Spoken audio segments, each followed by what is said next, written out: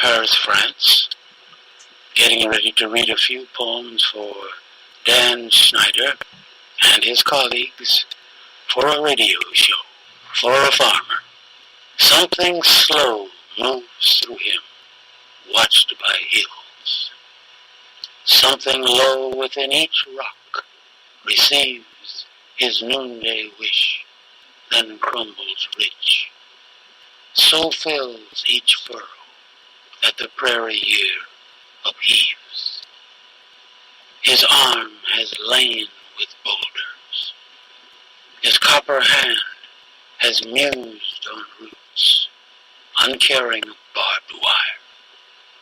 His fist has closed on the thistle and dug the land for corn October snows have whelmed entire. Something flows with him in stubborn streams, and in the parted foliage something lives in upright green, stirred by the rhythmic gleams of his hoe and spade. From worn-out arms he gives, the earth receives, turns all his pain to soil, where he believes and testifies through toil. Sonnet for a writer. Far rather would I search my chaff for grain, and cease at last with hunger in my soul, and suck the polished wheat another brain refurbished till it's shone by art's control. To stray across my own mind's half-hewn stone and chisel in the dark, in hopes to cast a fragment of our common self, my own, excels the mimicry of sages past. Go forth, my soul, in painful, lonely flight, even if no higher than the earth-bound tree, and feel suffusion with more glorious light, nor envy eagles their proud brilliancy. Far better to create one living line than learn 100 sunk in fame's recline. To kill a morning spider, like a thick black pencil mark whipped suddenly across the pine wood floor, his blot at the bed corner leaped to my tightening shoe, swelled into an 8-legged coil, oozing fur, it seemed, angering to be recognized as spider. He quivered once. In a paroxysm seized his stomach, gripped something there.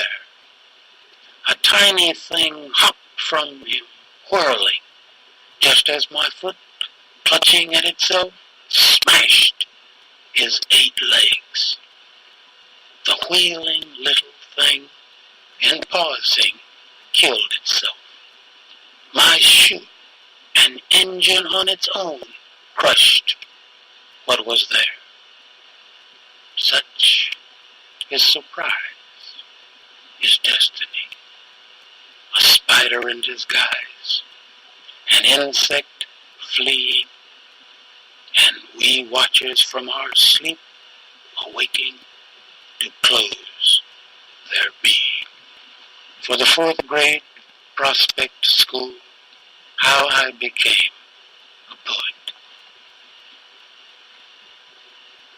My kite broke loose, took all my string and backed into the sun. I followed far as I could go and high as I could run. My special top went spinning down the gutter, down the drain. I heard it gurgling sideways, saw it grinning in the rain. My string wrapped around it while I reached for it in vain. My dog got thin and went away. He took his leash, the wrapping string that we pretended was a rope, and went as far as he could hope to find the sick bed where I lay. And now, when I remember strings and how they bind together things, and how they stretch like reach and run, and hold like hope, and give like sun, I tie together things I know, and wind up with a poem to show.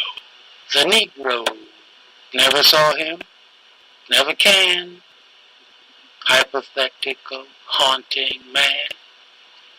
Eyes a saucer, yes sir, bosser, dice a clicking, razor flicking. The ness froze him in a dance. A ness never had a chance. Emmett Till, the famous anthology Norton, which always publishes this poem, has a footnote. Here it is. In 1955, Till, a 14-year-old from Chicago, for allegedly whistling at a white woman in Mississippi, was murdered by white men who tied a gin mill fan around his neck and threw his body into the Tallahatchie River. If I'd been writing that footnote, I would have called him Emmett, not Till. Emmett Till. I hear a whistling through the water. Little Emmett won't be still. He keeps floating round the darkness, edging through the silent chill. Tell me, please, that bedtime story of the Fairy River boy who swims forever, deep in treasures, necklaced in a coral toy. Next, a fool forever green. A little bit of fool in me hides behind my inmost tree and pops into the narrow path I walk, blindfolded by my wrath or shrunken by some twist of pain, some hope that will not wind again. He ogles with his antique eyes and somersaults a year, not wise until the patches in his pants go color wheeling through my glance so fast that I cannot recall that I was mad or sad at all. A little bit of fool in me keeps evergreen my inmost tree. Old black men say. The next one.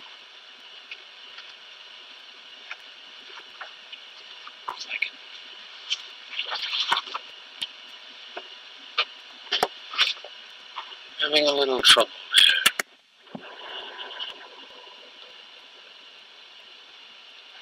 The trouble always ends. Old black men say. They say, son, always start with son. Watch out, 'cause them folks is mean when you rile 'em. As if I can't be mean. Granddaddy walked like old black men. Bent over where they hit him, riding, drinking, cussing, laughing, threw their bottle on his street. The sheriff didn't do a thing. Yeah, they say, listen, I know. Daddy didn't listen, didn't know. Mama never told how he died. And they squint and chew on how I feel, hearing that old jive about what they know. They know they took that crap. They died. They did right now, except for me not listening. Boy, you ain't listening. But something in their voice say, go ahead. Say if you're strong enough, go be a fool. Something turns me loose, stays at the door like fist on that old walking cane they didn't need. Poke, just to poke their minds around the ground. When I leave, them old men's noses suck in like they pain and smart, spitting sideways, looking me up and down like a crop they raised. I'm gonna rile folks like I've been riled. Gonna be a fool, maybe. Whatever they raised, them old black men. The next, the young ones, flip side. In tight pants, tight skirts, stretched or squeezed, youth hurts. Crammed in, bursting out, flesh will sing and hide its doubt in nervous hips, hopping glance, usurping rouge, provoking stance. Put off or put on, youth hurts, and then it's gone. The next, to Martin, to Luther, to King. To Martin, no carpenter's son, yet in his father's house, without a single nail to drive, he built a separate room. It's their books, his first mountain to climb. To Martin Luther, this black one, no grim-lipped, monkish man. Yet the church door in old Wittenberg with 95 stitches in its face lurched with features not more changed than stricken Alabama's when Martin and his aching marchers drove their singing nail through jailhouse, courthouse steel to pierce the arrogant law. To this natural king, no silks and purple on his back, just royal burlap, denim, cotton. To this new John Henry, building a tabernacle for the world, drilling love up the mountain, driving the steel, the message through, dying with the hammer in his hands. When I'm on stage, I always have to take a drink of water before reading this next poem, because it's difficult for me to read. The title, The Middle Passage Blues. It includes this footnote about the Middle Passage. The 6 to 10 week voyage across the Atlantic made by slave ships, bearing African captives branded and chained to decks under infamously cruel conditions. Middle Passage. The word means blues to me. Look at it front or backside, it still means blues to me. If I'd have been a sailor on the 7 seas, I'd have sailed the 7 ends and let the middles be. But if I'd have been a sailor, I'd have still been black. That's why the blues keep sailing back. The blues keep sailing back. I can hypnotize myself remembering Grandma's chair. She had slave girl memories and she rocked and hummed them there. Her daddy's neck and legs in chains, his own vomit in his hair. Stories Grandma told me, she rocked and hummed them there. Great-grandpa's neck and legs stretched out with vomit in his hair. And suddenly I'm running through the town, faces spinning around me while I'm running through the town, running with my feelings, trying to run my feelings down. Grandma, not my feelings while I'm trying to run them down, till suddenly I see her chair, I feel she got my hand, and she's saying, when you grow up, you'll be a Middle Passage man. Middle Passage memories, they in a dungeon in my head. Ain't no jailer, ain't no keys, ain't no judgment read, but I hear clanking, I hear breathing, all them dungeon folks ain't dead. Great-grandpa's clanking while he's breathing. Chains, the only word he said. He's breathing and I'm listening and Grandma's got my hand. Oh, if I'd have been a sailor, I'd have sailed on past this land. I got the Middle Passage blues, and I can hardly stand. But great-grandpa's still there breathing and Grandma's got my hand. I ain't running, I'm just standing. But I had to have a plan Something to keep me on my feet, 'cause I'm in a dungeon land. I got the Middle Passage blues, but my folks gave me a plan. Grandma said it. When you grow up, you'll be a Middle Passage man. I'm a stand-up sailor. I'm a Middle Passage man. I know you don't need the other poems that I'm going to read. I'm going to read them just for fun. If you can't do something just for fun, you already have one foot in the happy hunting grounds. I created jazz and blues and haiku as a new literary genre in 1992. And ever since then, I've been writing them. So these lines, which you don't need, come from my book, Jazz from the Haiku King, almost all of them. First, Louis Armstrong and Duke Ellington. Now these are haiku. A 3-line poem, 5 syllables in the first line, 7 in the second, 5 in the third. 17 syllables is all the time you have. Louis Armstrong and Duke Ellington. Satchmo's warm burlap, Duke's cool cashmere, fine fabrics make you love. Come here. The next is Ella Fitzgerald, and it's about her scatting technique. Ella Fitzgerald. Pinball lady scats, tisket raps, tasket, bounce back, wins yellow basket.